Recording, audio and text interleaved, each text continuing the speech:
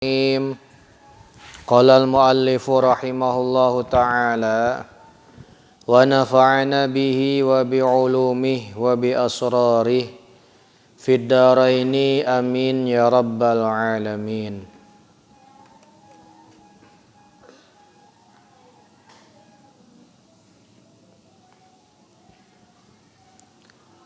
Bismillahirrahmanirrahim. Faslun, ini satu pasal.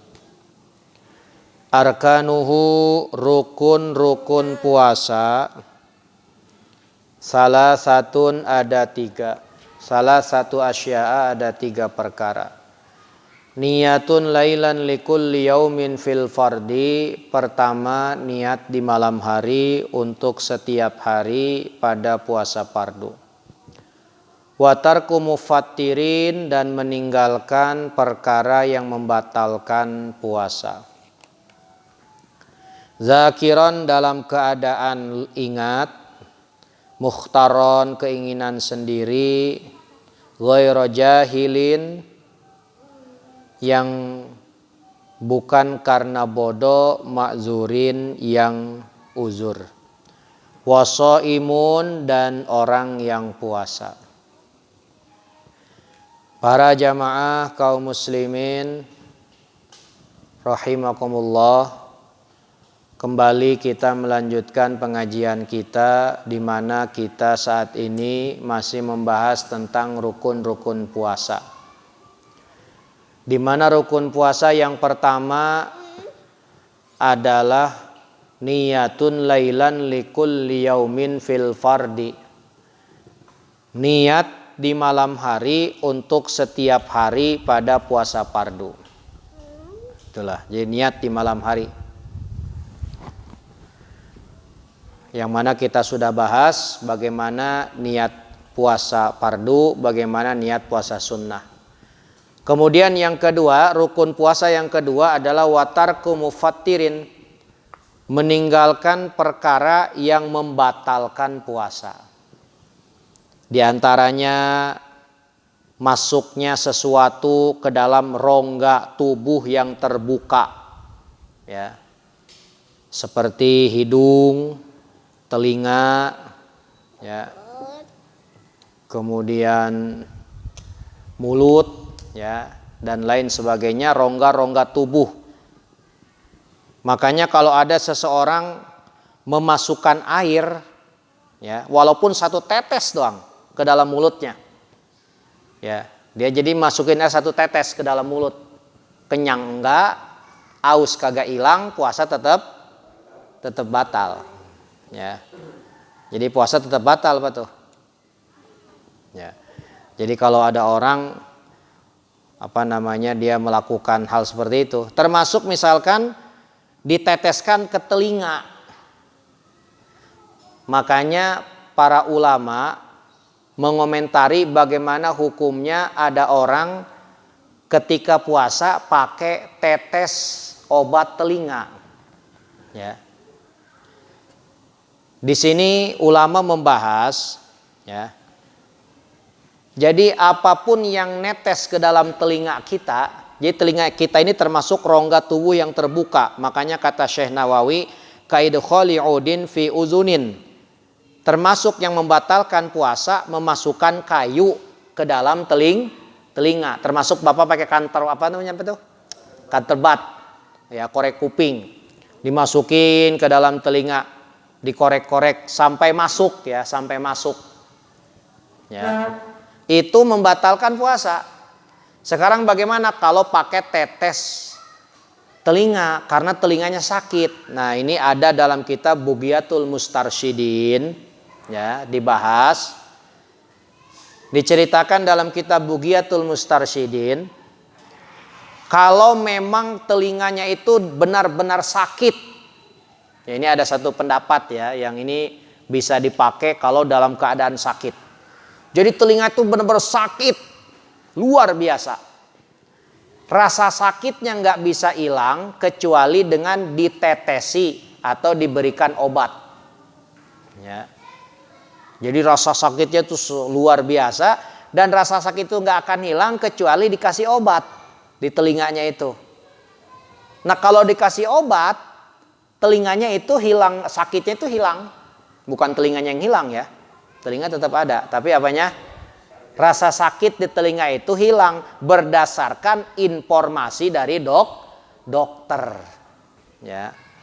Disitulah itu di dalam kitab tersebut diceritakan tidak jadi masalah kalau alasannya adalah untuk menghilangkan rasa sakit di telinga yang luar biasa. Tapi kalau dalam kondisi normal ini tetap tidak boleh, ya. Batal. Ini alhamdulillah Pak, ini walaupun memang ada pendapat lain mengatakan walaupun alasan sakit tetap batal, tapi dalam kitab Bugiyah dan ini banyak dipakai oleh para ulama bagi mereka yang sedang sakit. Sebab kan namanya sakit tuh nggak betah Pak. Wow, ya Allah, sakit telinga kan.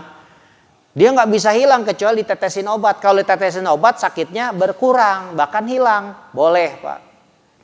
Boleh. Namun kalau dalam keadaan normal sedang tidak sakit tetap membatalkan puasa. Ya, membatalkan puasa. Itulah ya. Jadi hati-hatilah ya kalau telinga kita lagi sakit. Nah sekarang bagaimana untuk lubang hidung Pak nih? Bapak yang suka ngupil, ada yang suka ngupil Pak? Ya, ngupil. Ini hidung batal kalau sekiranya sampai kepada khaisum, pangkal hidung. Sampai sini Pak nih. Sampai sini nih. Kalau air itu sampai kerasa perih. Tapi kalau baru ini doang nih, Bapak ngupil. Sedalam apa sih ngupil? Emang ada ngupil sampai kemana Pak? Sampai ke pangkal hidung sini. Kan kalau memang seukuran tidak sampai ke pangkal hidung, ini adalah ada dalam kitabnya ya. Seperti itulah diterangkan, tidak sampai kepada khaisum, ya pangkal hidung itu tidak membatalkan puasa. Ya, cuman jorok bikin ilfil, ya. Ya. Artinya ini kabar gembira bagi mereka yang senang ngupil. Ya. Jadi kalau kita makanya nih wudu Pak nih wudu, nggak apa-apa dimasukin ke dalam hidung. Cuman kalau disedot, disedot sampai kerasa panas, perih. Wah, ini berarti sudah sampai pangkal hidung, batal puasanya. Ya, batal puasanya. Makanya Nabi Shallallahu alaihi wasallam melarang kita ketika dalam keadaan puasa untuk tidak berlebih-lebihan ya. Jadi Nabi melarang untuk berlebih-lebihan dalam istinsyak, menghisap air ke dalam hidung. Jadi jangan sampai nyampe ke pangkal hidung, ini bisa membatalkan puasa. Ya. Nah sekarang bagaimana dengan tetes mata, obat mata? Nah ini nih ya.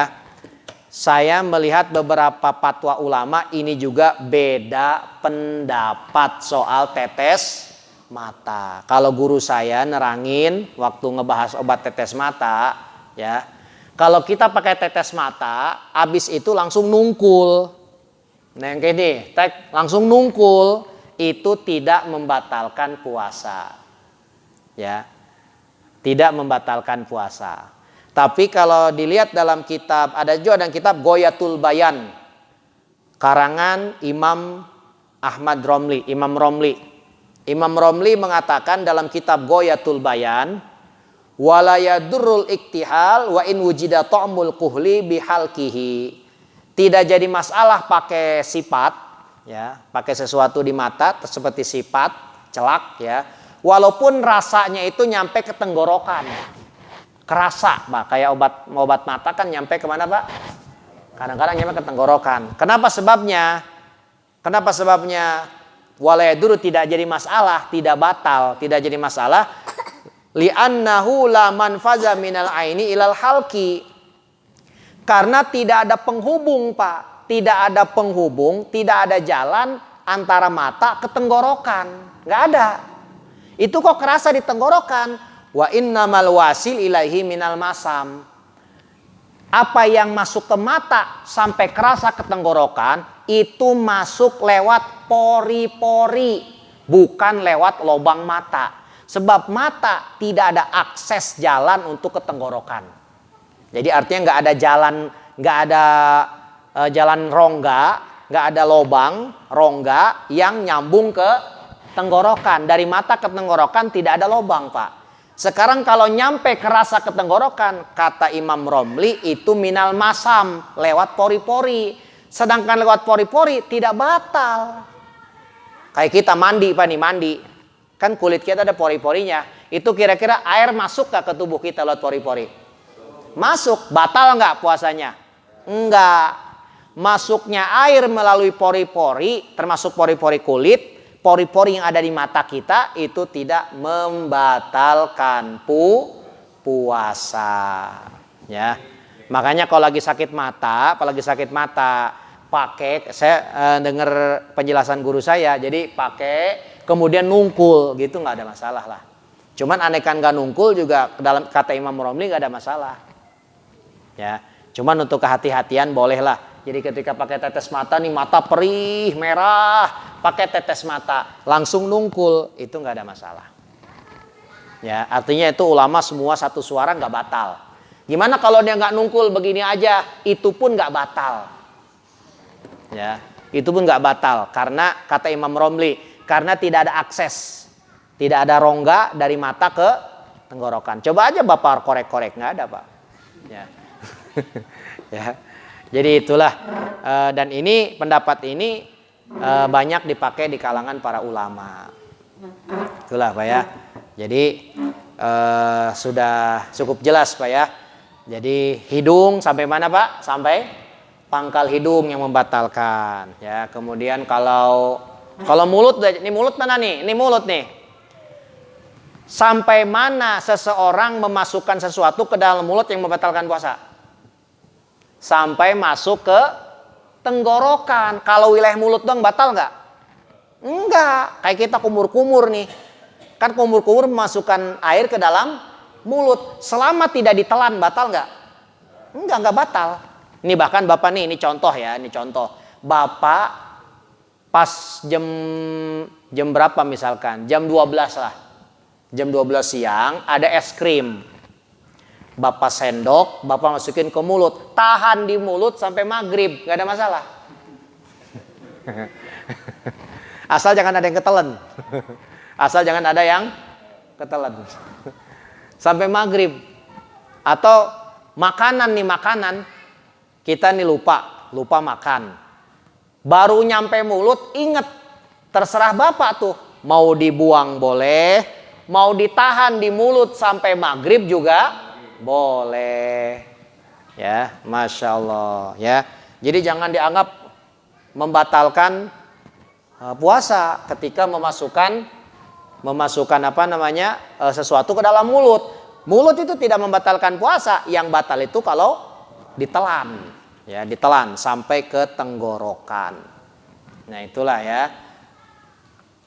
Termasuk membatalkan puasa, kata Syekh Nawawi adalah anna minal aini ad-dukhon al-hadis al-ana al-musamma bit-tutun. Termasuk yang membatalkan puasa adalah sesuatu berupa asap yang sekarang disebut dengan tutun. Apa Pak tutun? Rokok. Rokok membatalkan puasa. Hati-hati, Pak. Asapnya. Kalau rokoknya dikunyah, ditelan, batal gak? Lebih batal lagi. Satu batang nih. Ya. Ya. Jadi hati-hati, Pak tuh ya. Jadi masalahnya Imam Az-Ziyadi pernah, beliau dulu sebelum mengenal rokok, sempat beliau mengatakan rokok tidak membatalkan puasa. Tapi ketika beliau kaji, ternyata rokok itu membatalkan puasa. Makanya ulama sepakat sekarang satu suara, rokok membatalkan puasa. Ya, hati-hati. Jangan sampai Bapak nih ngabuburit nungguin maghrib sambil ngerokok. Nih, aduh, maghrib masih setengah jam lagi nih ngerokok, ya kan? Itu bisa membatalkan puasa, ya. Termasuk bisa membatalkan puasa adalah muntah. Muntah. Apa itu muntah? keluarnya sesuatu dari perut, itu namanya muntah, Pak. Ya, muntah itu bisa membatalkan puasa. Ya. Bagaimana yang membatalkan puasa? Yang sengaja. Makanya wamanis taqo'a falyaqdi. Barang siapa yang sengaja muntah, artinya membuat dia supaya muntah, falyaqdi, qada puasanya. Artinya puasanya batal. Ya. Kecuali muntahnya itu tidak disengaja, refleks muntah sendiri tanpa kontrol, tanpa ada kesengajaan dari kita, itu tidak jadi masalah, Pak. Ya, tidak jadi masalah. Ini semua dianggap membatalkan puasa zakiron ketika dilakukan dalam keadaan ingat. Bagaimana kalau lupa? Tidak membatalkan puasa. Lupa, Bapak lagi puasa. Ya. Wah, udah maghrib ya. Itulah, baiklah kita tutup pengajian ini dengan membaca doa. Allahumma shalli wa sallim